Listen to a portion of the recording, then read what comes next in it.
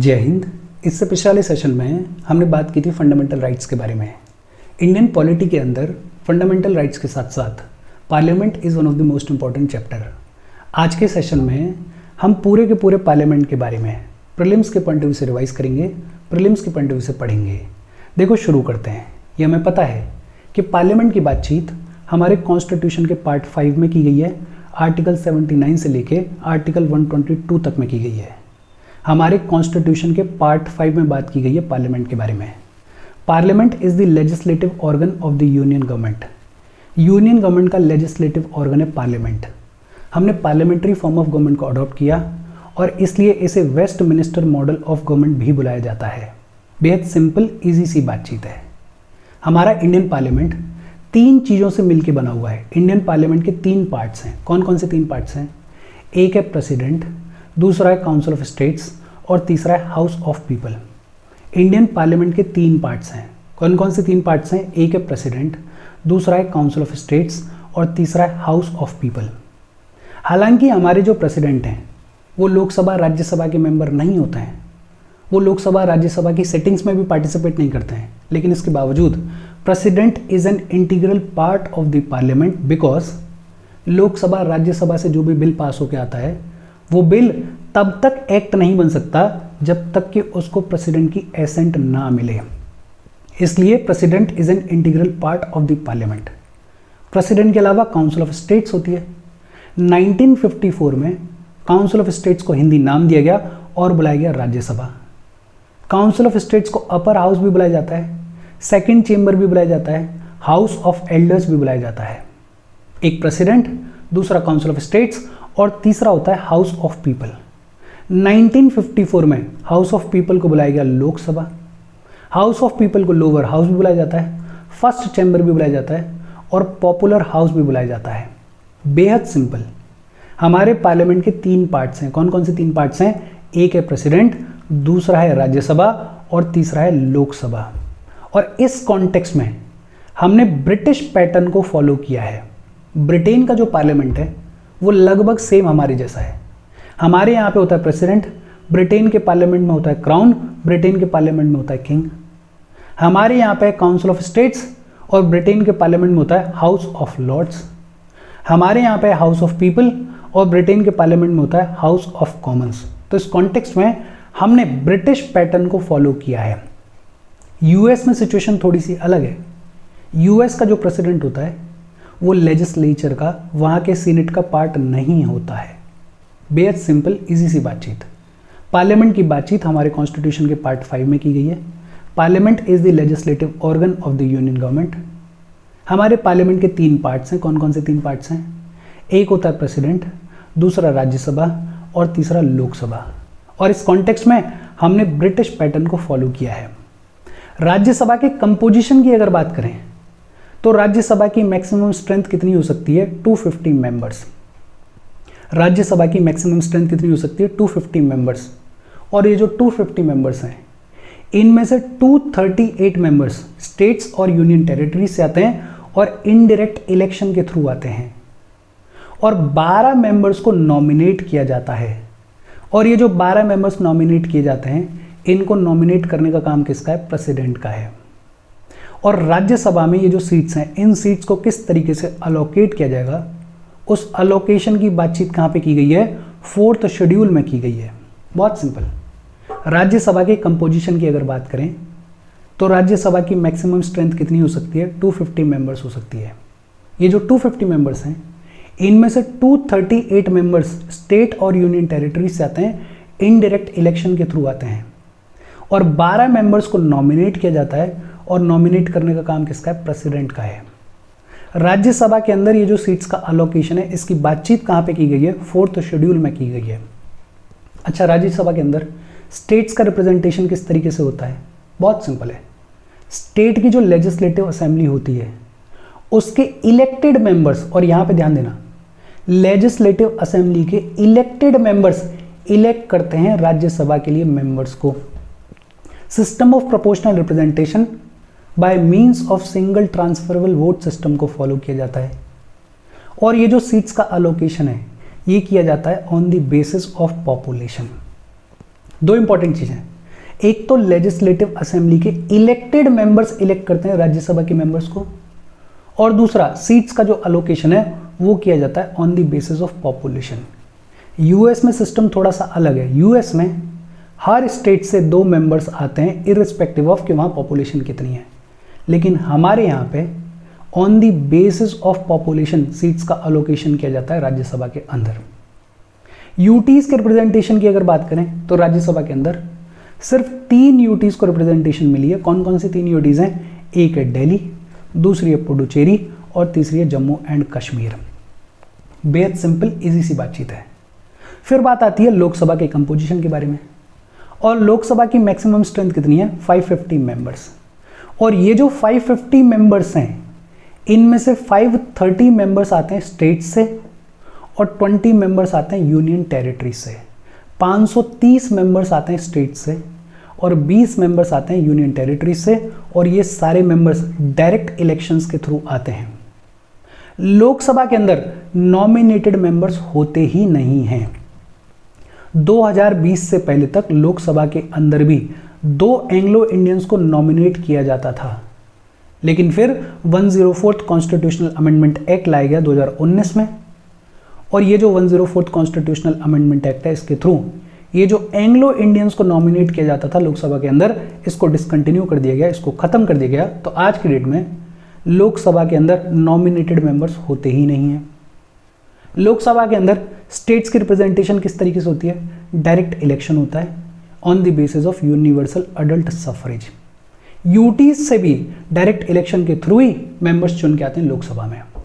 जो एक इंपॉर्टेंट चीज आप याद रख सकते हो, 61st कॉन्स्टिट्यूशनल अमेंडमेंट एक्ट लाया गया 1988 में, और ये जो 61st कॉन्स्टिट्यूशनल अमेंडमेंट एक्ट है इसके थ्रू जो वोटिंग एज है हमारी कंट्री में उसको 21 से रिड्यूस करके कितना कर दिया गया? 18 कर दिया गया। 21 से घटा के 18 कर दी गई वोटिंग एज।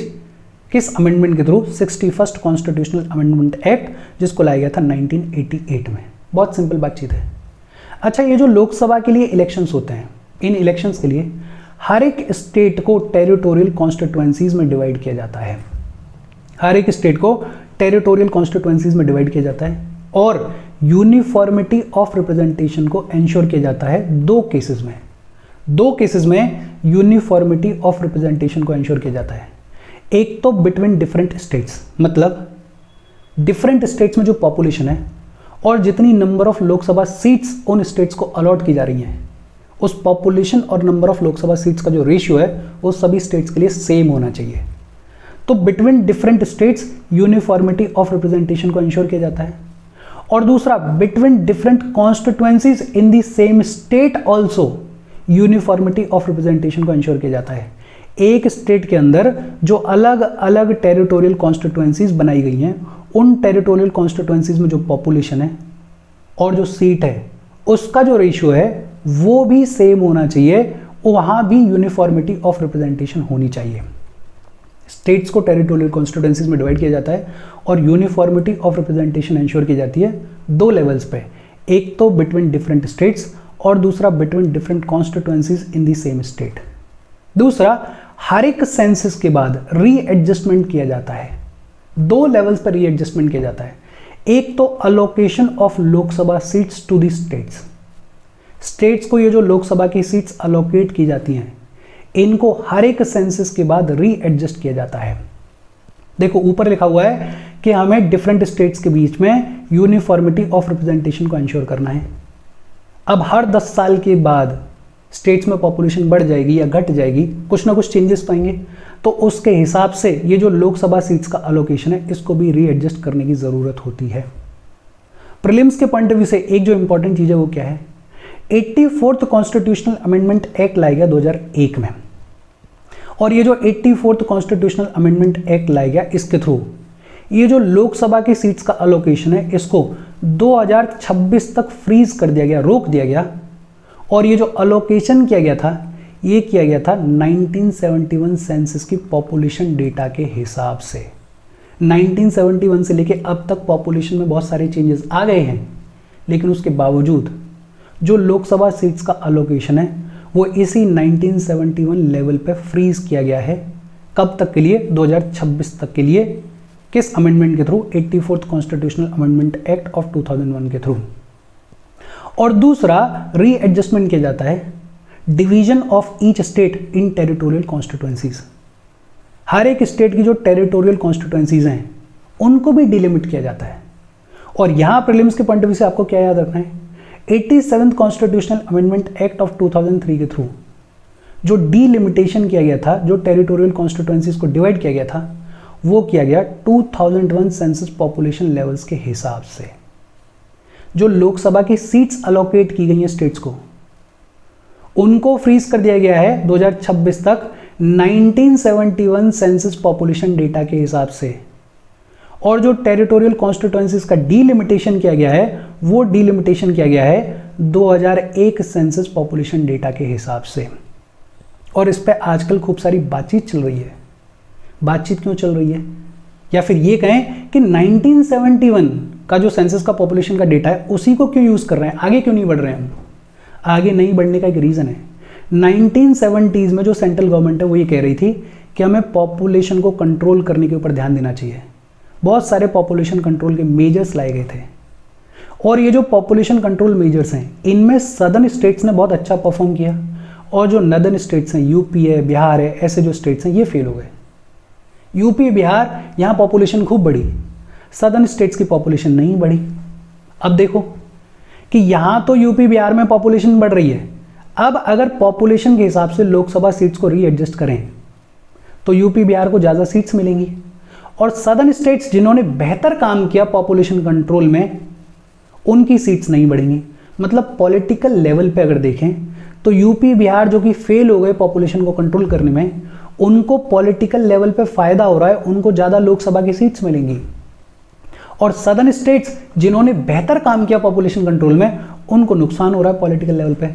और इसीलिए ये जो सदर्न स्टेट्स हैं ये अपोज करते हैं इस लोकसभा के सीट्स के अलोकेशन को आगे के पॉपुलेशन लेवल्स के हिसाब से चेंज करने के लिए। अभी भी यही डिबेट चल रही है। इनफैक्ट होम मिनिस्टर ने ये कहा है कि साहब ये जो अलोकेशन है लोकसभा सीट्स का, इसको चेंज नहीं किया जाएगा, बाकी हम डीलिमिटेशन करेंगे। लेकिन अभी भी सदर्न स्टेट्स का आर्ग्यूमेंट है कि नहीं साहब हमें नुकसान होगा। और सही है, यूपी, बिहार जैसे स्टेट्स जिन्होंने पॉपुलेशन कंट्रोल के मामले में कोई काम नहीं किया, फेल हो गए, उनको पॉलिटिकल लेवल पे फायदा हो जाएगा, और सदर्न स्टेट्स इनको नुकसान हो जाएगा। अच्छा, इस पूरी कहानी के बारे में अगर आपको डिटेल में जानना है, एक एक लाइन जाननी है, तो लक्ष्मीकांत की जो प्लेलिस्ट है वहाँ पे जाओ, वहाँ पे चीज़ों को देखो। वहाँ हमने line by line in detail बातचीत की है सारी चीज़ों के बारे में। यहाँ तो हम रिवीजन के पॉइंट ऑफ व्यू से देख रहे हैं, और मेरी ऐसी उम्मीद है कि ये कहानी ऑलरेडी आपको पता होगी। अच्छा, लोकसभा के अंदर SC/ST कम्युनिटी के लिए सीट्स का रिजर्वेशन भी है। सिर्फ लोकसभा के अंदर है, राज्यसभा के अंदर नहीं है। और ये जो सीट्स का रिजर्वेशन है वो है on the basis of population. Population के बेसिस पे जितनी पॉपुलेशन है उसके प्रोपोर्शन में ही SC/ST के लिए सीट्स का रिजर्वेशन प्रोवाइड किया गया है लोकसभा के अंदर। 104th constitutional amendment act of 2019 के थ्रू ये जो रिजर्वेशन ऑफ सीट्स है इसको एक्सटेंड कर दिया गया है टिल 2030। बेसिक सिंपल सी बातचीत है। राज्यसभा की ड्यूरेशन की अगर बात करें तो राज्यसभा को सबसे पहली बार कॉन्स्टिट्यूट किया गया 1952 में। राज्यसभा कंटिन्यूइंग चैम्बर है, राज्यसभा परमानेंट चैम्बर है, राज्यसभा को डिसॉल्व नहीं किया जा सकता है। तो राज्यसभा फंक्शन कैसे करती है कि हर दूसरे ईयर के एंड में 1/3 मेंबर जो है वो रिटायर हो जाते हैं, और ये जो 1/3 मेंबर रिटायर होते हैं, जो वैकेंसी क्रिएट होती है उसको 3rd ईयर की शुरुआत में फिल कर दिया जाता है। 1/3 member retire every 2nd year and it is filled at the beginning of the 3rd year. Rajya Sabha के जो मेंबर्स हैं उनका टर्म कितना होता है? 6 साल का टर्म होता है। और ये जो टर्म की बातचीत है ये कॉन्स्टिट्यूशन में नहीं की गई है, ये छोटी छोटी चीजें पूछ ली जाती हैं, तो कॉन्स्टिट्यूशन में इसकी बातचीत नहीं की गई है। ये जो टर्म है 6 साल का राज्यसभा के मेंबर्स का, इसकी बातचीत की गई है रिप्रेजेंटेशन ऑफ पीपल एक्ट 1951 में।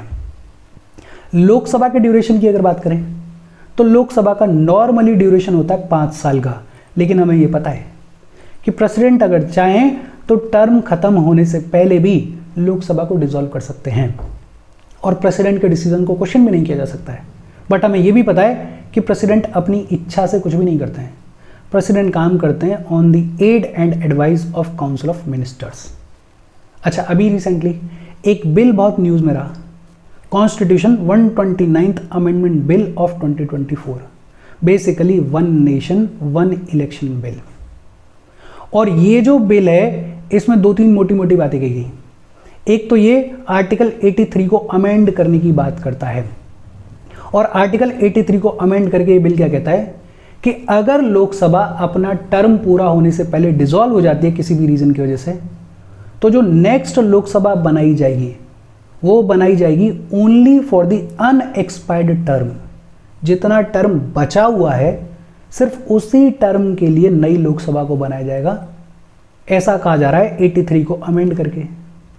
आर्टिकल 172 को अमेंड किया जा रहा है, और सेम यही बात स्टेट लेजिस्लेचर्स के लिए भी कही जा रही है।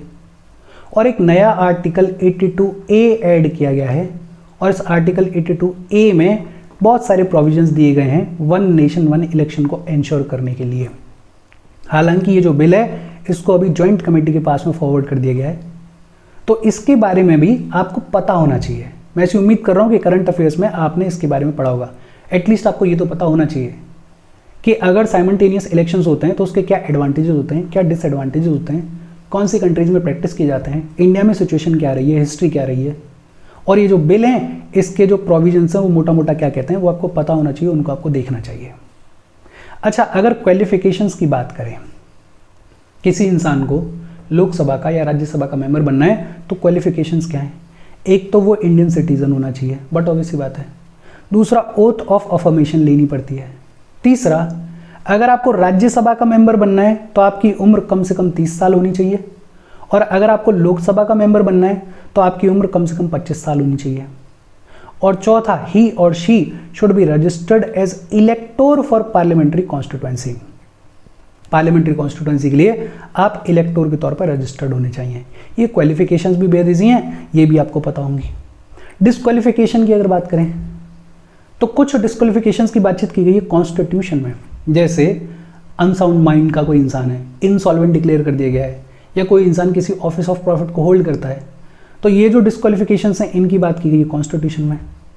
कुछ डिस्क्वालिफिकेशंस की बात की गई है रिप्रेजेंटेशन ऑफ पीपल एक्ट 1951 में, जैसे किसी को करप्ट प्रैक्टिसेस के लिए चार्ज किया गया है, या किसी ने कोई इलेक्शन ऑफेंस किया है, तो ऐसे डिस्क्वालिफिकेशंस की बात की गई है आरपीए 1951 में। इन डिटेल अगर आपको देखना है तो वही लक्ष्मीकांत वाली जो प्लेलिस्ट है वहां पे जाके आप देख सकते हो। प्रीलिम्स के पॉइंट ऑफ व्यू से इंपॉर्टेंट क्या है कि अगर डिस्क्वालिफिकेशन का कभी क्वेश्चन अराइज होगा तो प्रेसिडेंट डिसीजन लेंगे, और प्रेसिडेंट का जो भी डिसीजन होगा वो फाइनल होगा। और प्रेसिडेंट जो है वो अपना डिसीजन लेने से पहले इलेक्शन कमीशन से कंसल्ट करेंगे, लेकिन इलेक्शन कमीशन की जो भी राय होगी वो प्रेसिडेंट के ऊपर बाइंडिंग नहीं होगी, ये याद रखना। अच्छा, कुछ डिस्क्वालिफिकेशंस की बात की गई है कॉन्स्टिट्यूशन में, कुछ की बात की गई है आरपीए 1951 में। इसके अलावा 10th शेड्यूल में डिफेक्शन के ग्राउंड्स भी हैं जिनके बेसिस पर मेंबर्स को डिस्क्वालीफाई किया जा सकता है। और 10th शेड्यूल में ये जो डिफेक्शन के ग्राउंड्स है ये क्या कहते हैं? अगर कोई मेंबर जिस पॉलिटिकल पार्टी के टिकट पर चुन के आया है उस पार्टी की मेंबरशिप को वॉलेंटियरली गिव अप कर दे तो डिफेक्शन के ग्राउंड्स पे उसको डिस्क्वालीफाई कर दिया जाएगा। दूसरा, अगर कोई मेंबर अपनी पार्टी की डायरेक्शंस के अगेंस्ट में जाके हाउस के फ्लोर पे वोट करता है या नहीं करता है तो भी उसको डिफेक्शन के ग्राउंड्स पे डिस्क्वालीफाई कर दिया जाएगा। अगर कोई इंडिपेंडेंट मेंबर, कोई ऐसा मेंबर जो कि इंडिपेंडेंटली चुन के आया है, वो अगर किसी भी पॉइंट ऑफ टाइम पे किसी भी पॉलिटिकल पार्टी को ज्वाइन कर ले तो भी उसको डिफेक्शन के ग्राउंड पर डिस्क्वालीफाई कर दिया जाएगा। और अगर कोई नॉमिनेटेड मेंबर किसी पार्टी को ज्वाइन करता है आफ्टर 6 मंथ्स, और ये इंपॉर्टेंट है कि जिस दिन आपको नॉमिनेट किया गया उसके विद इन 6 मंथ्स आप किसी भी पॉलिटिकल पार्टी को ज्वाइन कर सकते हो, कोई दिक्कत वाली बात नहीं है। लेकिन 6 महीने निकलने के बाद अगर नॉमिनेटेड मेंबर किसी पॉलिटिकल पार्टी को ज्वाइन करता है तो उसको डिफेक्शन के ग्राउंड्स पे डिस्क्वालीफाई कर दिया जाएगा। डिफेक्शन के ग्राउंड्स पे डिस्क्वालिफिकेशन की बातचीत 10th शेड्यूल में की गई है। 4 ग्राउंड्स हैं। एक तो जो मेंबर जिस पॉलिटिकल पार्टी के टिकट पर चुन के आया उसकी मेंबरशिप कोई वॉलंटियरली गिव अप कर दे। दूसरा, अगर कोई मेंबर अपनी पॉलिटिकल पार्टी के डायरेक्शंस में अगेंस्ट जाके हाउस के फ्लोर पे वोट करता है नहीं करता है तो भी डिस्क्वालीफाई कर दिया जाएगा। तीसरा, इंडिपेंडेंट मेंबर अगर किसी भी पॉइंट ऑफ टाइम पे किसी पॉलिटिकल पार्टी को ज्वाइन कर लेता है तो डिफेक्शन के ग्राउंड्स पर उसको डिस्क्वालीफाई कर दिया जाएगा। और चौथा, अगर कोई नॉमिनेटेड मेंबर 6 महीने निकलने के बाद अगर किसी पॉलिटिकल पार्टी को ज्वाइन कर ले तो भी उसको डिफेक्शन के ग्राउंड्स पर डिस्क्वालीफाई कर दिया जाएगा। और ये जो 10th शेड्यूल के अंडर डिफेक्शन के ग्राउंड्स हैं, अगर यहां पे डिस्क्वालिफिकेशन का कोई भी क्वेश्चन अराइज होगा तो राज्यसभा में चेयरमैन डिसाइड करेंगे और लोकसभा में स्पीकर डिसाइड करेंगे।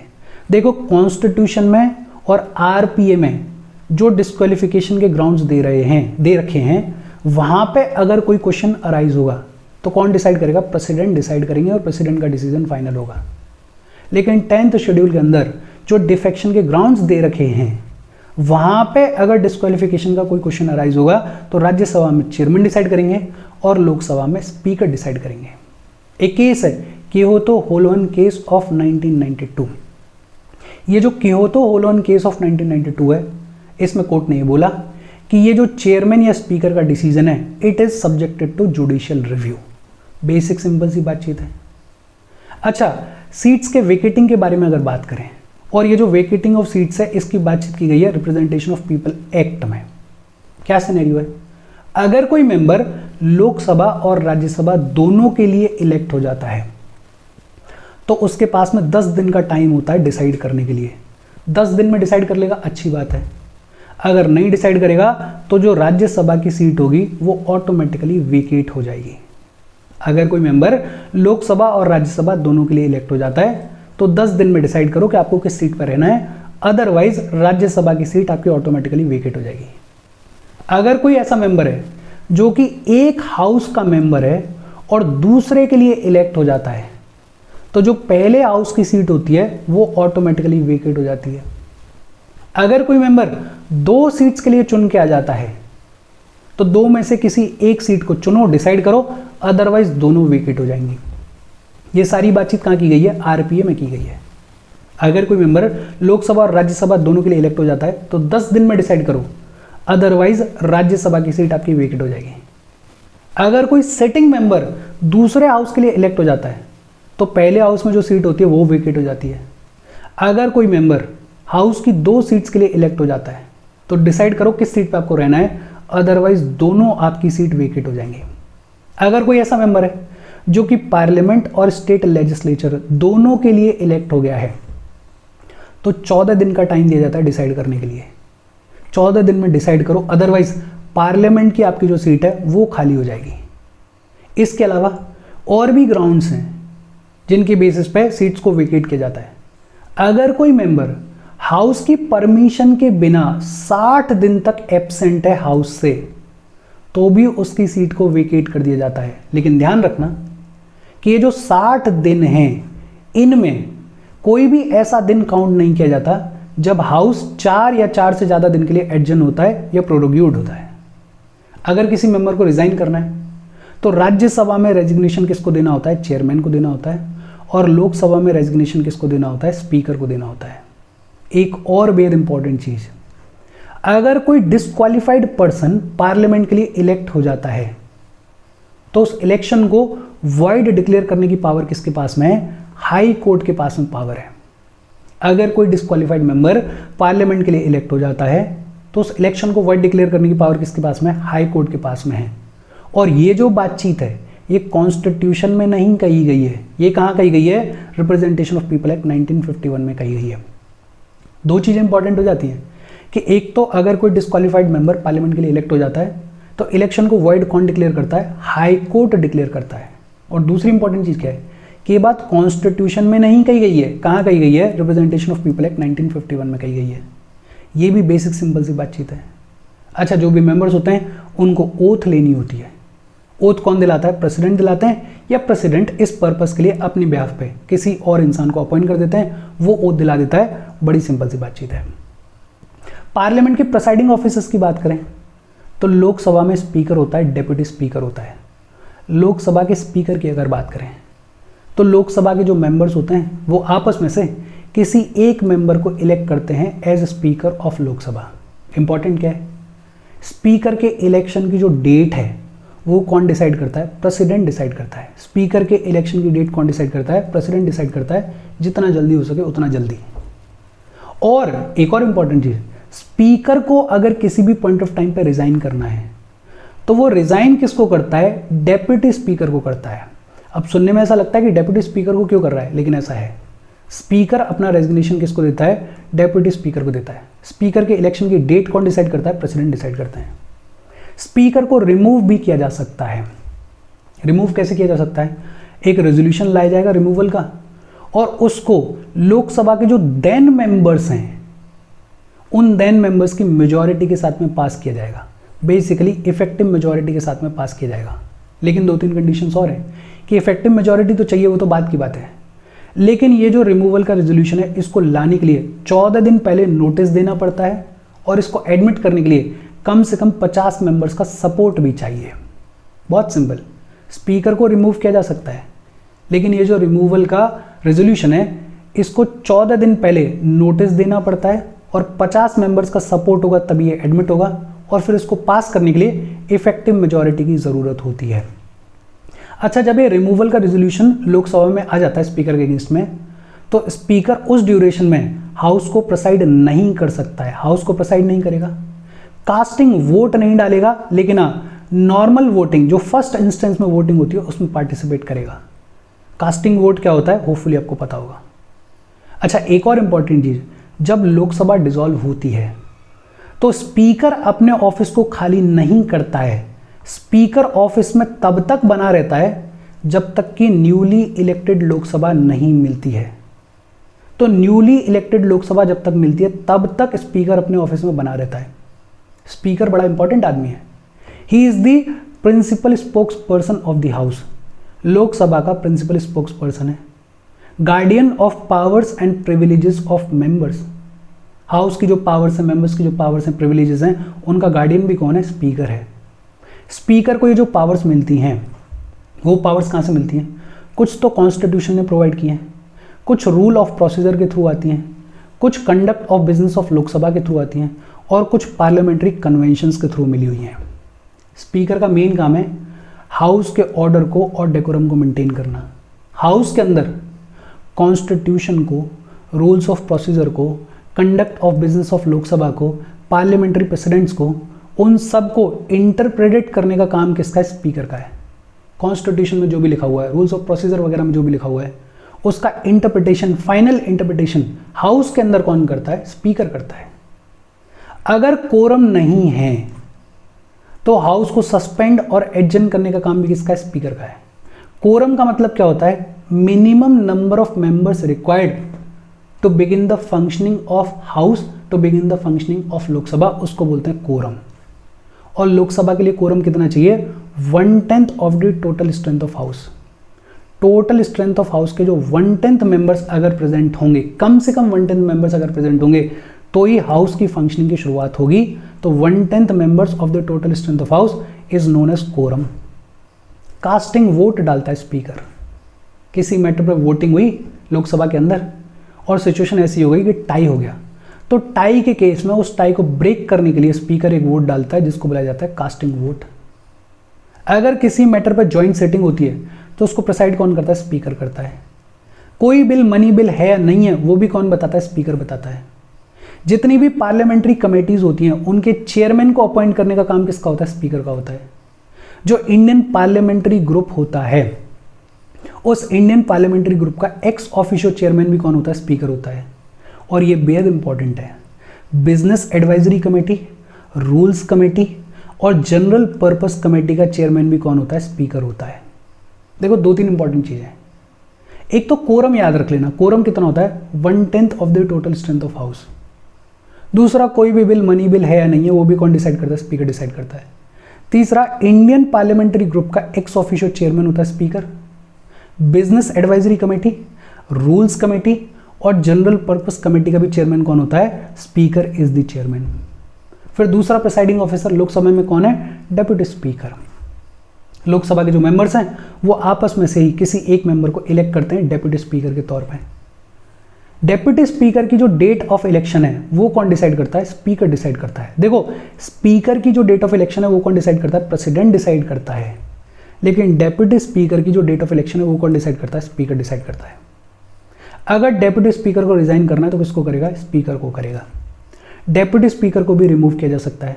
और रिमूवल का सेम वही पैटर्न है जो स्पीकर का होता है, अभी हम पढ़ के आए। डेप्यूटी स्पीकर का मेन काम क्या है कि अगर स्पीकर का ऑफिस वेकेंट है, स्पीकर किसी भी वजह से अगर अवेलेबल नहीं है, तो डेप्यूटी स्पीकर जो होता है वो स्पीकर के जैसे एक्ट करता है। और जब डेप्यूटी स्पीकर स्पीकर के जैसे एक्ट करता है तो डेप्यूटी स्पीकर को सारे प्रिविलेजेस वही वाले मिलते हैं जो कि स्पीकर को मिलते हैं। एक स्पेशल प्रिविलेज भी है कि अगर डेप्यूटी स्पीकर किसी भी पॉइंट ऑफ टाइम पे किसी पार्लियामेंट्री कमेटी के लिए अपॉइंट होता है तो वो ऑटोमेटिकली उस पार्लियामेंट्री कमेटी का चेयरमैन बन जाता है। बहुत सिंपल। फिर एक panel of chairpersons of Lok Sabha भी होता है। ज़्यादा से ज़्यादा 10 मेंबर्स को स्पीकर नॉमिनेट करता है as panel of chairpersons of Lok Sabha. और ये जो panel of chairpersons of Lok Sabha है, इसकी बातचीत की गई है लोकसभा के रूल्स के अंदर। जब स्पीकर भी ना हो, डेप्यूटी स्पीकर भी ना हो, तो फिर लोकसभा का कामकाज कौन देखता है? पैनल ऑफ चेयरपर्सन्स देखते हैं। कोई भी इनमें से एक प्रिसाइड करेगा, वो इनका कामकाज है। अदरवाइज ये नॉर्मल मेंबर्स के जैसे हैं। एक टर्म और सुना होगा आपने, स्पीकर प्रोटेम। स्पीकर प्रोटेम क्या होता है? एक तो स्पीकर प्रोटेम की बातचीत कॉन्स्टिट्यूशन के अंदर की गई है, इंपॉर्टेंट है। ये जो स्पीकर प्रोटेम है, इसकी बातचीत कॉन्स्टिट्यूशन में की गई है। और ये जो स्पीकर प्रोटेम होता है, ये लोकसभा की पहली मीटिंग का स्पीकर होता है। अपॉइंट कौन करता है? प्रेसिडेंट अपॉइंट करते हैं। जब नई लोकसभा चुन के आती है तो उस नई लोकसभा की जो पहली मीटिंग होती है, उस पहली मीटिंग को चलाने के लिए president generally Elder most member को स्पीकर प्रोटेम के तौर पर अपॉइंट कर देते हैं। और ये जो स्पीकर प्रोटेम होता है, इसका बहुत ज़्यादा कोई काम नहीं होता। इसका बड़ा सिंपल सा काम है कि जो न्यूली इलेक्टेड लोकसभा है वो अपने नए स्पीकर को इलेक्ट करे, उसके कामकाज को आगे बढ़ाता है, उसके कामकाज को इनेबल करता है speaker pro tem. Basically temporary office है।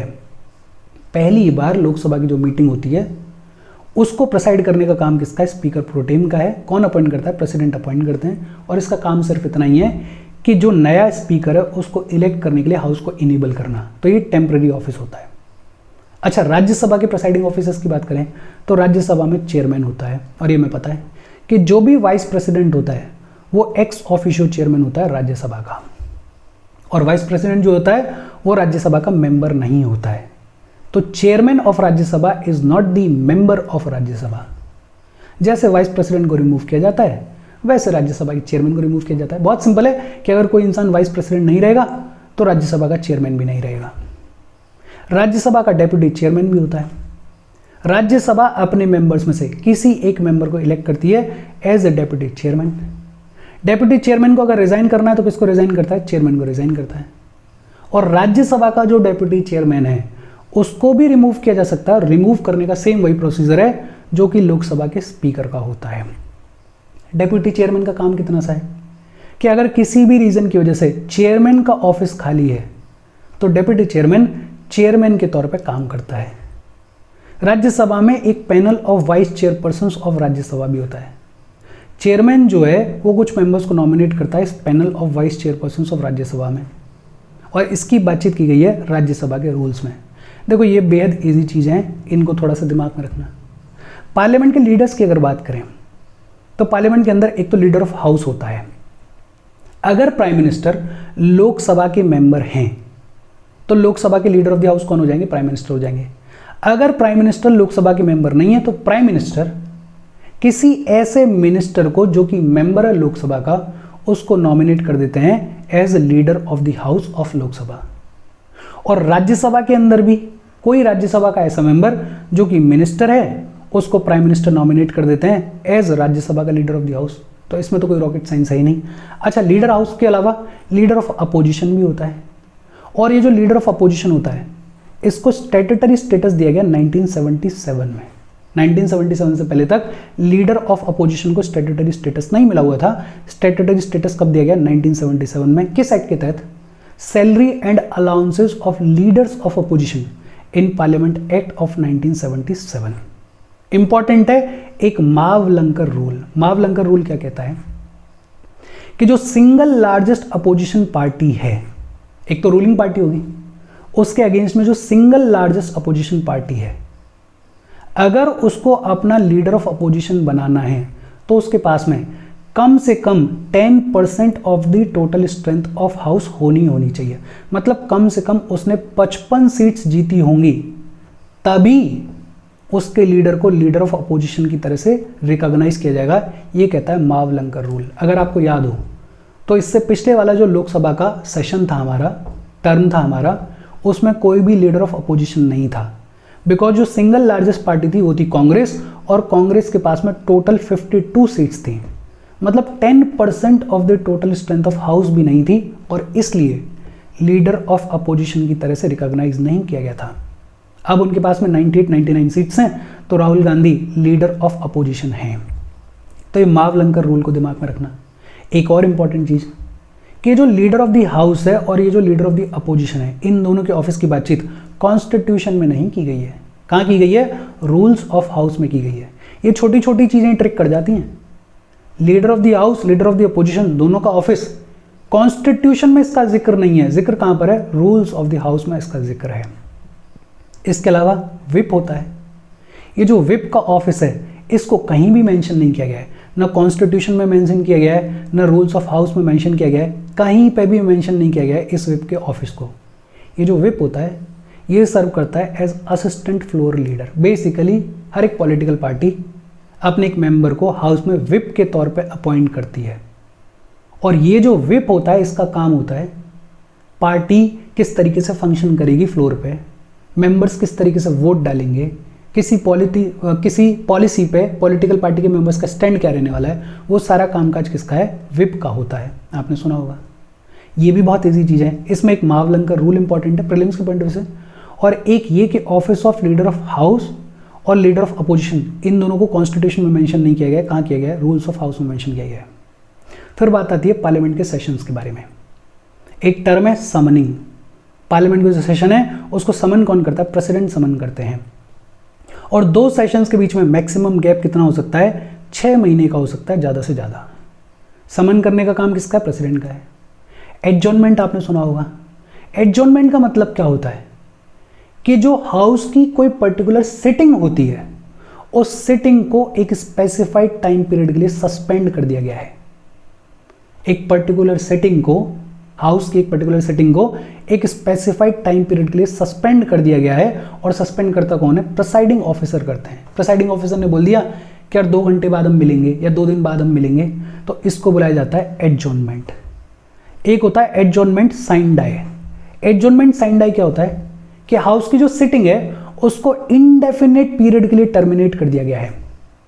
एडजॉर्नमेंट में क्या हो रहा है कि प्रिसाइडिंग ऑफिसर बता रहे हैं कि हम 1 दिन के बाद मिलेंगे वापस या 2 दिन के बाद मिलेंगे वापस, लेकिन एडजॉर्नमेंट साइन डाई में क्या हो रहा है कि जो प्रिसाइडिंग ऑफिसर हैं उन्होंने रीअसेंबली का टाइम पीरियड नहीं बताया, मतलब हाउस की जो सिटिंग है उसको इनडेफिनेट पीरियड के लिए टर्मिनेट कर दिया गया है। फिर एक टर्म होता है प्रोरोगेशन।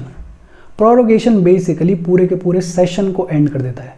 एडजॉर्नमेंट में एक पर्टिकुलर सिटिंग को खत्म किया जाता है, सस्पेंड किया जाता है।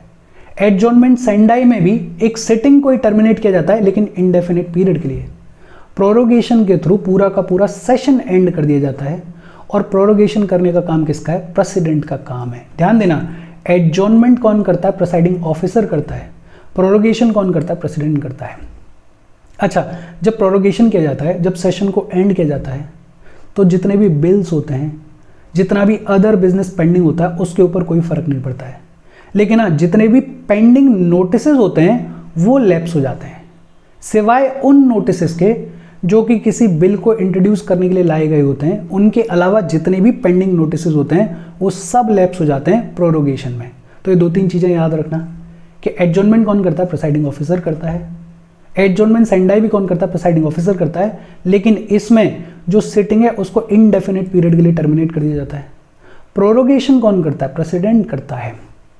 प्रोरोगेशन के टाइम पे सभी नोटिसेस जो कि पेंडिंग होते हैं वो लैप्स हो जाते हैं, सिवाय उन नोटिसेस के जो कि किसी बिल को इंट्रोड्यूस करने के लिए लाए गए होते हैं। फिर एक टर्म आपने सुना होगा, लेम डक सेशन। जब नई लोकसभा इलेक्ट हो जाती है उससे जस्ट पहले जो पुरानी लोकसभा का लास्ट सेशन होता है, नई लोकसभा के लिए इलेक्शंस हो गए हैं, तो जो पुरानी लोकसभा का लास्ट सेशन होता है उसको बुलाया जाता है लेम डक सेशन। और ऐसे मेंबर्स जो कि री इलेक्ट नहीं हो पाते हैं उनको बुलाया जाता है लेम डक्स। उनको क्या बुलाया जाता है? लेम डक्स। फिर एक टर्म आपने सुना होगा डिसॉल्यूशन। लोकसभा डिसॉल्व होती है, राज्यसभा तो डिसॉल्व होती नहीं है। और जब लोकसभा को डिसॉल्व किया जाता है तो बिल्स के ऊपर क्या फर्क पड़ता है, और इस पर क्वेश्चन पूछा भी गया है तो इसको दिमाग में रखना। कोई भी ऐसा बिल जो कि लोकसभा में पेंडिंग है, कोई फर्क नहीं पड़ता कि वो राज्यसभा में ओरिजिनेट हुआ या लोकसभा में ही ओरिजिनेट हुआ है, लेकिन कोई भी ऐसा बिल जो कि लोकसभा में पेंडिंग है वो लैप्स हो जाता है, वो खत्म हो जाता है। कोई भी ऐसा बिल जिसे लोकसभा ने पास कर दिया है लेकिन राज्यसभा में पेंडिंग है वो भी लैप्स हो जाता है, वो भी खत्म हो जाता है। अब याद कैसे रखोगे? सिर्फ यही दो सिनेरियोज हैं जहां पे बिल लैप्स होता है। एक तो कोई भी ऐसा बिल जो कि लोकसभा में पेंडिंग है वो लैप्स हो जाता है, और दूसरा कोई भी ऐसा बिल जिसको लोकसभा ने पास कर दिया है और राज्यसभा में पेंडिंग है वो भी लैप्स हो जाता है। बाकी कोई भी बिल लैप्स नहीं होता है। जैसे कोई बिल ऐसा है जिस पे लोकसभा राज्यसभा के बीच में डिसएग्रीमेंट हो गया है और प्रेसिडेंट ने जॉइंट सिटिंग को नोटिफाई कर दिया है। प्रेसिडेंट ने लोकसभा के डिसॉल्व होने से पहले अगर जॉइंट सिटिंग को नोटिफाई कर दिया है तो बिल लैप्स नहीं होगा।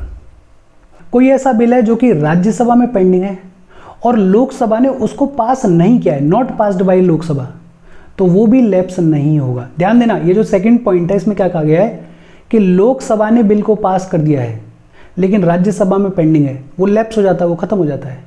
लेकिन यहां हम क्या कह रहे हैं कि कोई ऐसा बिल है जो कि राज्यसभा में पेंडिंग है और लोकसभा ने उसको पास नहीं किया है तो वो भी लैप्स हो जाएगा। कोई ऐसा बिल है जिसको राज्यसभा ने पास कर दिया है, लोकसभा ने पास कर दिया है, लेकिन प्रेसिडेंट की एसेंट पेंडिंग है तो वो भी लैप्स नहीं होगा। और कोई ऐसा बिल जिसको प्रेसिडेंट ने रिकंसिडरेशन के लिए रिटर्न कर दिया है वो भी लैप्स नहीं होगा। आप तो सिंपल तौर पे दो चीज़ें याद रखो कि लैप्स बिल दो ही केसेस में होता है।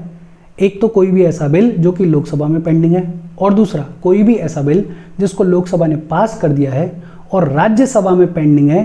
ये दोनों केसेस में बिल लैप्स हो जाता है, बाकी सारे केसेस में बिल लैप्स नहीं होता है। ये भी सिंपल चीज़ है। अच्छा, पार्लियामेंट्री प्रोसीडिंग्स के कुछ डिवाइसेस हैं, जैसे क्वेश्चन आवर के बारे में आपने सुना होगा। पार्लियामेंट्री सिटिंग का जो पहला घंटा होता है उसको बुलाया जाता है क्वेश्चन आवर। ये जो क्वेश्चन आवर होता है इसमें क्वेश्चंस पूछे जाते हैं। जो मेंबर्स होते हैं वो मिनिस्टर्स से क्वेश्चन पूछते हैं। जो क्वेश्चंस पूछे जाते हैं वो तीन तरीके के होते हैं। एक होते हैं स्टार्ड क्वेश्चंस। स्टार्ड क्वेश्चंस बेसिकली ऐसे क्वेश्चंस होते हैं जिनके लिए ओरली आंसर दिया जाता है, और ओरली आंसर दिया जाता है तो सप्लीमेंट्री क्वेश्चंस भी पूछे जा सकते हैं। दूसरे होते हैं अनस्टार्ड क्वेश्चंस। अनस्टार्ड क्वेश्चंस वो होते हैं जिनके लिए रिटन आंसर दिया जाता है, और क्योंकि रिटन आंसर दिया जाता है तो सप्लीमेंट्री क्वेश्चंस नहीं पूछे जा सकते हैं। और तीसरे होते हैं short notice questions. Short notice questions जो हैं उनके लिए कम से कम 10 दिन पहले नोटिस देना होता है, और शॉर्ट नोटिस क्वेश्चंस के लिए आंसर ओरली दिया जाता है। तो पहला डिवाइस कौन सा है? Question our. पार्लियामेंट्री सिटिंग का जो पहला घंटा होता है उसको बुलाया जाता है क्वेश्चन आवर। और इस क्वेश्चन आवर में जो क्वेश्चंस पूछे जाते हैं वो तीन तरीके के होते हैं। एक होते हैं स्टार्ड क्वेश्चंस जिनके लिए आंसर ओरली दिया जाता है, दूसरे होते हैं अनस्टार्ड क्वेश्चंस जिनके लिए आंसर रिटन फॉर्म में दिया जाता है, और तीसरे होते हैं शॉर्ट नोटिस क्वेश्चंस जिनके लिए नोटिस 10 दिन पहले देना होता है और इनको ओरली आंसर किया जाता है। फिर होता है जीरो आवर। जैसे ही क्वेश्चन आवर खत्म होता है तो शुरुआत होती है जीरो आवर की, और ये जो जीरो आवर होता है इसमें matters of urgent public importance को डिस्कस किया जाता है, रेज किया जाता है। ये जो जीरो आवर है इसको रूल्स ऑफ प्रोसीजर में मेंशन नहीं किया गया है। इंडिया का खुद का इनोवेशन है और 1962 से एग्जिस्टेंस में है। कभी कभार पूछ ली जाती है चीज़ें। जीरो आवर क्वेश्चन आवर के बाद शुरुआत होती है जीरो आवर की, और इसको रूल्स ऑफ प्रोसीजर में मेंशन नहीं किया गया है। इंडिया का खुद का इनोवेशन है, 1962 से एग्जिस्टेंस में है। फिर मोशंस होते हैं, जो जनरल पब्लिक इंपॉर्टेंस के मैटर्स होते हैं उनको डिस्कस किया जा सकता है सिर्फ और सिर्फ मोशंस के थ्रू। ये जो मोशंस होते हैं ये तीन तरीके के होते हैं। एक होता है सब्सटेंटिव मोशन, दूसरा होता है सब्स्टिट्यूट मोशन, और तीसरा होता है सब्सिडियरी मोशन। सब्सटेंटिव मोशन होता है सेल्फ कंटेन्ड इंडिपेंडेंट मोशन, अपने आप में इंडिपेंडेंट मोशन होता है। सब्स्टिट्यूट मोशन होता है ऐसा मोशन जो कि किसी ओरिजिनल मोशन को सब्स्टिट्यूट करता है, और अगर सब्स्टिट्यूट मोशन को एक्सेप्ट कर लिया जाता है तो जो ओरिजिनल मोशन होता है उसको सब्स्टिट्यूट मोशन सुपरसीड कर देता है। और तीसरा होता है सब्सिडरी मोशन। सब्सिडरी मोशन ऐसा मोशन होता है जिसका बाय इटसेल्फ खुद से कोई मतलब नहीं होता है। इसका मतलब निकालने के लिए, इसका मतलब समझने के लिए आपको ओरिजिनल मोशन की ज़रूरत पड़ती ही पड़ती है। देखो क्वेश्चन आवर क्या होता है, पार्लियामेंट्री सिटिंग का पहला घंटा। उस पहले घंटे के बाद शुरुआत होती है 0 आवर की, और 0 आवर में अर्जेंट पब्लिक इंपॉर्टेंस के मैटर्स को डिस्कस किया जाता है, रेज किया जाता है। रूल्स ऑफ प्रोसीजर में इसको मेंशन नहीं किया गया है। 0 आवर इंडियन इनोवेशन है, 1962 से एग्जिस्टेंस में है। जनरल पब्लिक इंपॉर्टेंस के किसी भी मैटर को अगर रेज करना है तो मोशंस के थ्रू रेज किया जाता है। मोशंस 3 टाइप के होते हैं। एक होता है सब्सटेंटिव मोशन, अपने आप में सेल्फ कंटेन्ड, अपने आप में इंडिपेंडेंट मोशन। दूसरा होता है सब्सटीट्यूट मोशन, जो कि किसी ओरिजिनल मोशन को सब्सटीट्यूट करता है। और तीसरा होता है सब्सिडरी मोशन, जिसका बाय इटसेल्फ अपना कोई मीनिंग नहीं होता है। मीनिंग अगर समझना है तो ओरिजिनल मोशन की जरूरत पड़ेगी पड़ेगी। अच्छा, मोशंस में एक होता है calling attention motion. Calling attention motion क्या होता है, अगर किसी मेंबर को किसी मिनिस्टर का ध्यान किसी अर्जेंट पब्लिक इंपॉर्टेंस के मैटर की तरफ खींचना है तो मेंबर लेकर आ सकता है कॉलिंग अटेंशन मोशन। और ये जो कॉलिंग अटेंशन मोशन है ये भी इंडियन इनोवेशन है और 1954 से हमारे सिस्टम में पार्टिसिपेट करता है, हमारे सिस्टम का पार्ट है। ये जो कॉलिंग अटेंशन मोशन है ये तो उतना इंपॉर्टेंट नहीं है, लेकिन इंपॉर्टेंट है क्लोजर मोशन।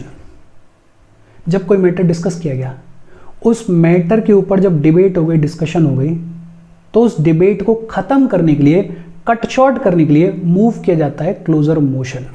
कोई मैटर है, उस पर डिस्कशन हो रहा है, उस डिस्कशन को कट शॉर्ट करने के लिए, खत्म करने के लिए मूव किया जाता है क्लोजर मोशन। और क्लोजर मोशन 4 टाइप के होते हैं। एक होता है सिंपल क्लोजर।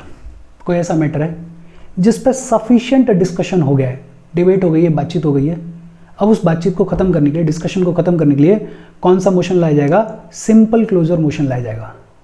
दूसरा होता है क्लोजर बाय कंपार्टमेंट्स। जब कोई बिल बहुत ज़्यादा लेंदी होता है तो उसको पार्ट्स में डिवाइड कर दिया जाता है, और जो डिबेट होती है, जो डिस्कशन होता है, वो डिस्कशन उन पार्ट्स के ऊपर होता है। और उस पार्ट्स के ऊपर जब डिस्कशन हो गया होता है तो उन पार्ट्स को एज अ होल कवर किया जाता है और फिर डिबेट को क्लोज करने के लिए क्लोजर बाय कंपार्टमेंट मोशन को इश्यू किया जाता है।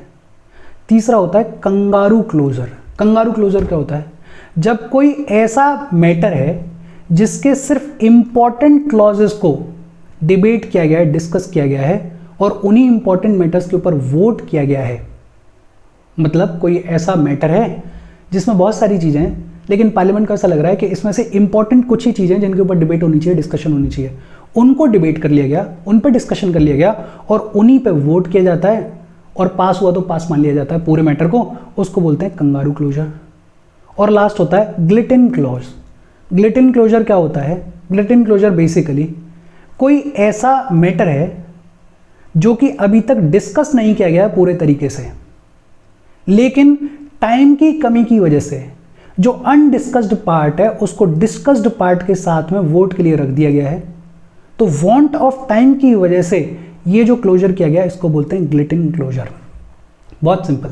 सिंपल क्लोजर का मतलब क्या है, जब इनफ डिस्कशन हो गया है। क्लोजर बाय कंपार्टमेंट्स का मतलब क्या है कि कोई लंबा चौड़ा बिल है, उसको पार्ट्स में डिवाइड करके डिस्कस किया गया है और वोट किया गया है। तीसरा कंगारू क्लोजर। कंगारू क्लोजर का मतलब क्या है कि जो इंपॉर्टेंट क्लॉजेज हैं सिर्फ उनको डिस्कस किया गया है और उनके ऊपर वोट किया गया है, और उनके ऊपर वोट करके पूरे के पूरे मैटर को पास मान लिया गया है, उसको बोलते हैं कंगारू क्लोजर। और लास्ट है ग्लिटिन क्लोजर। बेसिकली टाइम की कमी की वजह से जो अनडिस्कस्ड पार्ट्स हैं, जो अनडिस्कस्ड क्लॉजेज हैं, उनको डिस्कस्ड क्लॉजेज के साथ में वोट में रख दिया गया और वोट कर लिया गया है, तो उसको बोलते हैं ग्लिटिन क्लोजर। फिर एक होता है एडजॉर्नमेंट मोशन। कोई बेहद अर्जेंट पब्लिक इंपॉर्टेंस का मैटर है, उसकी तरफ ध्यान खींचने के लिए लाया जाता है एडजॉर्नमेंट मोशन। ये जो एडजॉर्नमेंट मोशन होता है, इसको एडमिट करने के लिए कम से कम 50 मेंबर्स की सपोर्ट की ज़रूरत होती है। एडजॉर्नमेंट मोशन अपने आप में पावरफुल होता है। हाउस का जो रेगुलर बिजनेस होता है उसको इंटरप्ट करता है, जो रेगुलर बिजनेस होता है उसको पूरे तरीके से रोक दिया जाता है, और फिर एडजॉर्नमेंट मोशन के ऊपर ही डिस्कशन होता है। ये जो एडजॉर्नमेंट मोशन होता है इसको सिर्फ लोकसभा में ही लाया जा सकता है, राज्यसभा इसको नहीं लेकर आ सकती है, बिकॉज एडजॉर्नमेंट मोशन में जो मैटर होता है वो इतना इंपॉर्टेंट होता है कि यहाँ पे सरकार के ऊपर पूरा पूरा क्वेश्चन उठाया जाता है। तो राज्यसभा कोई पावर नहीं है, लोकसभा कोई पावर है सिर्फ। एडजॉर्नमेंट मोशन जो है वो एक से ज़्यादा मैटर को कवर नहीं कर सकता है, वो प्रिविलेज के क्वेश्चन को रेज नहीं कर सकता है, वो किसी ऐसे मैटर को रेज नहीं कर सकता जो कि सब जुडिस है। तो अपने आप में बेहद इंपॉर्टेंट होता है। और अगर एक बार एडजॉर्नमेंट मोशन की शुरुआत हो गई है लोकसभा के अंदर, तो स्पीकर हाउस को तब तक एडजॉर्न नहीं कर सकते हैं जब तक कि वो मैटर पूरे तरीके से डिस्कस होकर डिस्पोज नहीं कर दिया गया है। अपने आप में इंपॉर्टेंट होता है adjournment motion. Urgent public importance का कोई मैटर है, उसकी तरफ ध्यान खींचने के लिए एडजॉर्नमेंट मोशन को लाया जाता है। कम से कम 50 मेंबर्स का सपोर्ट होगा तभी इसको एडमिट किया जाएगा। ये रेगुलर बिजनेस को इंटरप्ट कर देता है। सिर्फ लोकसभा एडजॉर्नमेंट मोशन को लेकर आ सकती है, राज्यसभा नहीं लेकर आ सकती है। सिर्फ एक ही मैटर को कवर किया जाता है एडजॉर्नमेंट मोशन में, एक से ज़्यादा मैटर को कवर नहीं किया जाता है। प्रिविलेज के क्वेश्चन को रेज नहीं कर सकता एडजॉर्नमेंट मोशन, सब जुडिस मैटर को भी रेज नहीं कर सकता एडजॉर्नमेंट मोशन। और अगर एक बार एडजॉर्नमेंट मोशन की शुरुआत हो गई है तो स्पीकर हाउस को तब तक एडजॉर्न नहीं कर सकते हैं जब तक कि मैटर डिस्पोज नहीं हो गया है। नो कॉन्फिडेंस मोशन, आर्टिकल 75 हमारे कॉन्स्टिट्यूशन का ये कहता है कि council of ministers are collectively responsible to the Lok Sabha. Council of ministers collectively responsible है लोकसभा के लिए। अब अगर लोकसभा काउंसिल ऑफ मिनिस्टर्स को सपोर्ट नहीं कर रही है तो उनके अगेंस्ट में लाया जा सकता है no confidence motion. No confidence motion को एडमिट करने के लिए कम से कम 50 मेंबर्स का सपोर्ट चाहिए होता है। नो कॉन्फिडेंस मोशन को एडमिट करने के लिए रीजन बताने की जरूरत नहीं होती है। और नो कॉन्फिडेंस मोशन अगर पास हो जाता है तो सरकार गिर जाती है, काउंसिल ऑफ मिनिस्टर्स को रिजाइन करना ही करना पड़ता है। ये जो नो कॉन्फिडेंस मोशन होता है ये काउंसिल ऑफ मिनिस्टर्स के अगेंस्ट में ही लाया जाता है। एक होता है सेंसर मोशन।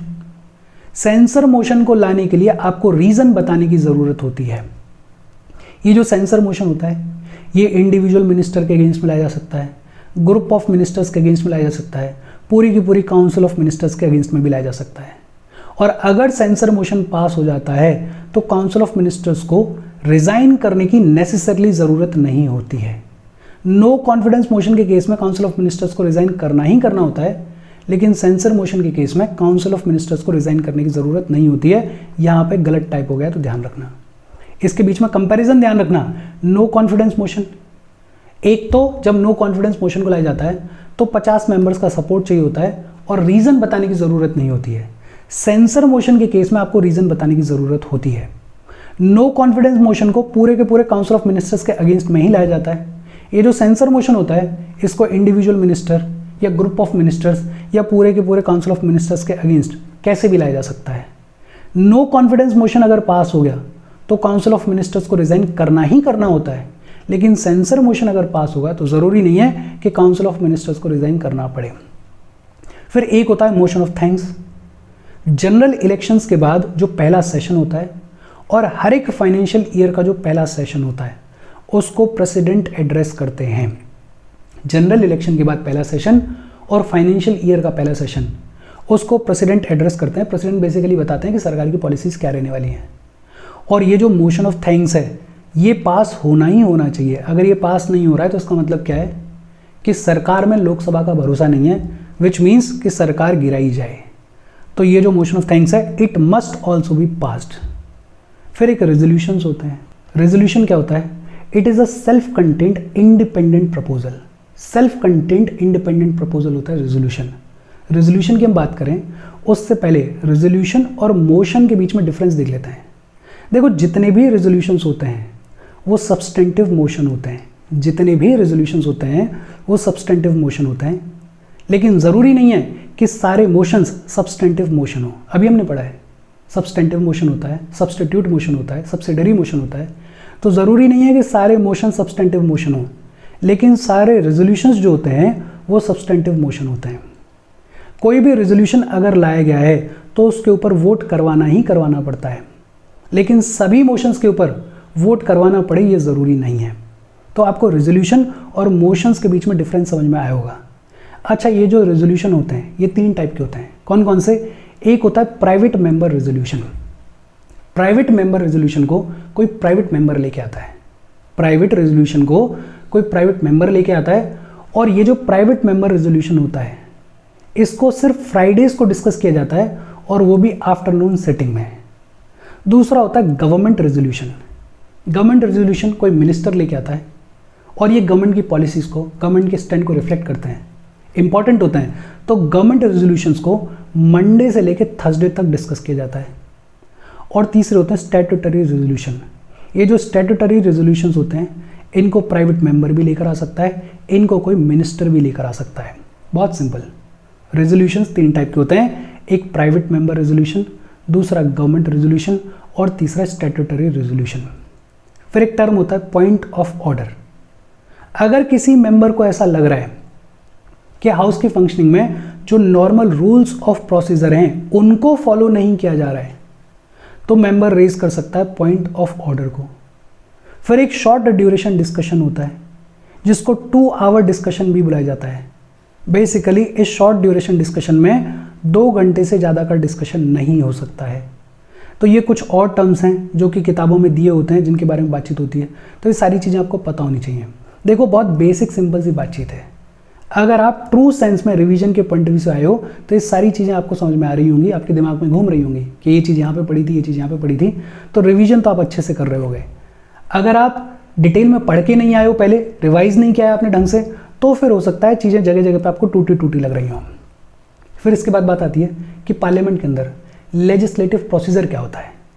ऑर्डिनरी बिल्स के केस में लेजिस्लेटिव प्रोसीजर क्या है? पहले होती है फर्स्ट रीडिंग, या ये कहें कि इंट्रोडक्शन स्टेज। ये जो फर्स्ट रीडिंग होती है इसमें ऑर्डिनरी बिल को इंट्रोड्यूस किया जाता है हाउस के अंदर, और इंट्रोडक्शन के बाद में बिल को गेजेट ऑफ इंडिया में पब्लिश किया जाता है। तो first reading basically introduction stage है। अच्छा, अगर गेजेट ऑफ इंडिया में पहले ही बिल को पब्लिश कर दिया गया है तो फिर हाउस की परमिशन लेने की ज़रूरत नहीं होती है, अदरवाइज लेनी पड़ती है। First reading introduction stage. फिर होती है सेकेंड रीडिंग। ये जो सेकेंड रीडिंग होती है इसमें बिल को डिटेल में स्क्रूटनाइज किया जाता है, डिटेल में देखा जाता है, और इसी सेकेंड रीडिंग वाली स्टेज में बिल अपनी फाइनल शेप लेता है। सेकेंड रीडिंग में 3 सब स्टेजेस होती हैं। एक होती है stage of general discussion. General discussion किया जाता है बिल के ऊपर। फिर ये जो बिल है इसको भेज दिया जाता है कमेटी के पास में, जिसको बुलाया जाता है कमेटी स्टेज।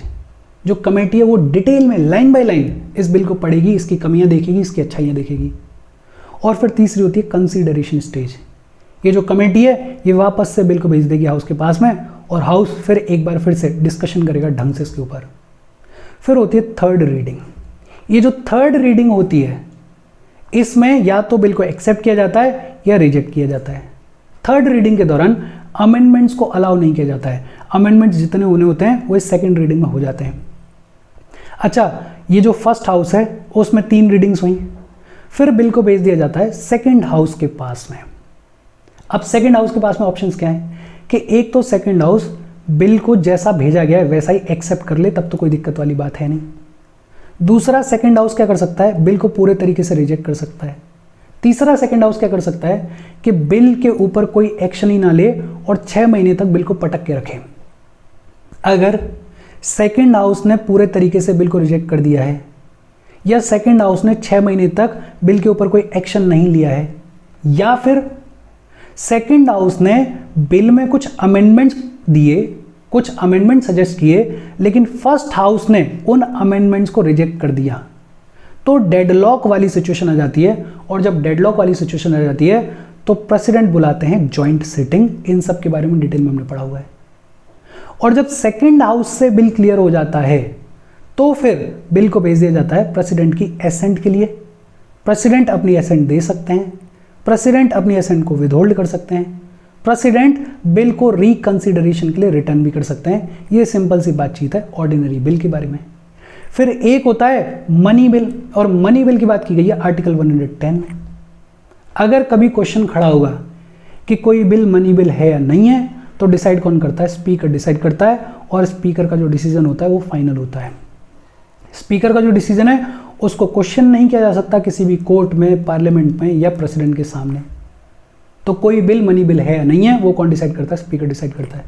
ये जो मनी बिल है इसको सिर्फ लोकसभा में इंट्रोड्यूस किया जा सकता है, राज्यसभा में इंट्रोड्यूस नहीं किया जा सकता है। और लोकसभा में भी इसको इंट्रोड्यूस किया जाता है on the recommendation of the president, president की रिकमेंडेशन पे इसको इंट्रोड्यूस किया जाता है। और इसको इंट्रोड्यूस सिर्फ कोई मिनिस्टर ही कर सकता है। तो ये तीनों चीज़ें इंपॉर्टेंट हैं कि सिर्फ लोकसभा में इंट्रोड्यूस किया जा सकता है मनी बिल को, प्रेसिडेंट की रिकमेंडेशन पे ही इंट्रोड्यूस किया जा सकता है मनी बिल को, और सिर्फ कोई मिनिस्टर ही इंट्रोड्यूस कर सकता है मनी बिल को।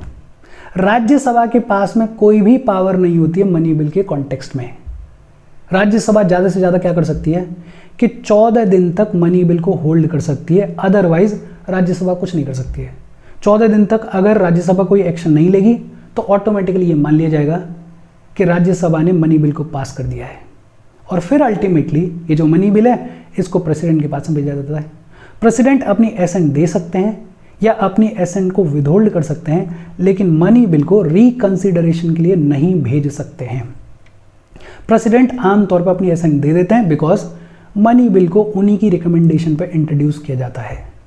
तो ये बेसिक चीज़ है, ये भी आपके दिमाग में रहनी चाहिए। फिर एक फाइनेंशियल बिल होता है टाइप 1। फाइनेंशियल बिल टाइप 1 की बात की गई है आर्टिकल 117 के क्लॉज 1 में। और ये जो फाइनेंशियल बिल क्लॉज 1 होता है इसमें मनी बिल के कुछ मैटर्स होते हैं, लेकिन साथ ही साथ जनरल लेजिस्लेशन के भी कुछ मैटर्स होते हैं। ये जो टाइप 1 का फाइनेंशियल बिल है ये दो एस्पेक्ट्स में मनी बिल के जैसा होता है। एक तो फाइनेंशियल बिल टाइप 1 सिर्फ लोकसभा में ही इंट्रोड्यूस किया जा सकता है, और वो भी प्रेसिडेंट की रिकमेंडेशन पे ही इंट्रोड्यूस किया जा सकता है। इन दो एस्पेक्ट्स के अलावा ये जो फाइनेंशियल बिल टाइप 1 होता है ये हर एक सिनेरियो में ऑर्डिनरी बिल के जैसा होता है। और फिर दूसरा होता है फाइनेंशियल बिल टाइप 2 जिसकी बात की गई है आर्टिकल 117 के क्लॉज 3 में। और ये जो फाइनेंशियल बिल टाइप 2 होता है इसमें कंसोलिडेटेड फंड ऑफ इंडिया से एक्सपेंडिचर के लिए पैसा निकाला जाता है, लेकिन आर्टिकल 110 मनी बिल के अंडर जो मैटर्स होते हैं उनमें से किसी मैटर को इंक्लूड नहीं किया जाता है। ये जो फाइनेंशियल बिल टाइप 2 होता है ये हर एक सिनेरियो में ऑर्डिनरी बिल के जैसा होता है, बस एक चीज डिफरेंट है कि जब फाइनेंशियल बिल टाइप 2 को लाया जाएगा तो प्रेसिडेंट की रिकमेंडेशन की जरूरत होती है कंसीडरेशन स्टेज पे। ध्यान देना, इंट्रोडक्शन की स्टेज पे जरूरत नहीं होती है। इंट्रोड्यूस किया जा सकता है बिना प्रेसिडेंट की परमिशन के, लेकिन कंसीडर जब किया जाएगा तो पहले प्रेसिडेंट की रिकमेंडेशन लेनी होगी। दोबारा देख लेते हैं, मनी बिल को सिर्फ लोकसभा में इंट्रोड्यूस किया जा सकता है, वो भी प्रेसिडेंट की रिकमेंडेशन के साथ में, और वो भी सिर्फ किसी मिनिस्टर के द्वारा। राज्यसभा के पास में कोई पावर नहीं होती है मनी बिल के केस में। ज़्यादा से ज़्यादा राज्यसभा 14 दिन तक मनी बिल को होल्ड कर सकती है। प्रेसिडेंट या तो अपनी एसेंट दे सकते हैं या विदहोल्ड कर सकते हैं एसेंट को, लेकिन मनी बिल को रिकंसिडरेशन के लिए नहीं भेज सकते हैं। फाइनेंशियल बिल टाइप 1 की अगर बात करें तो टाइप 1 का फाइनेंशियल बिल दो एस्पेक्ट्स में मनी बिल के जैसा है कि इसको भी सिर्फ लोकसभा में इंट्रोड्यूस किया जा सकता है, और इंट्रोड्यूस करने से पहले प्रेसिडेंट की परमिशन लेनी पड़ती है। बाकी सारे केसेस में ऑर्डिनरी बिल के जैसा होता है। और फाइनेंशियल बिल टाइप 2 की अगर बात करें तो सभी केसेस में ये ऑर्डिनरी बिल के जैसा होता है, लेकिन हाँ प्रेसिडेंट की रिकमेंडेशन की जरूरत होती है कंसीडरेशन स्टेज पे। इंट्रोडक्शन स्टेज पे जरूरत नहीं होती है, कंसीडरेशन स्टेज पे जरूरत होती है। फिर बात आती है joint setting of the houses के बारे में। अब ज्वाइंट सेटिंग कौन बुलाता है? प्रेसिडेंट बुलाते हैं।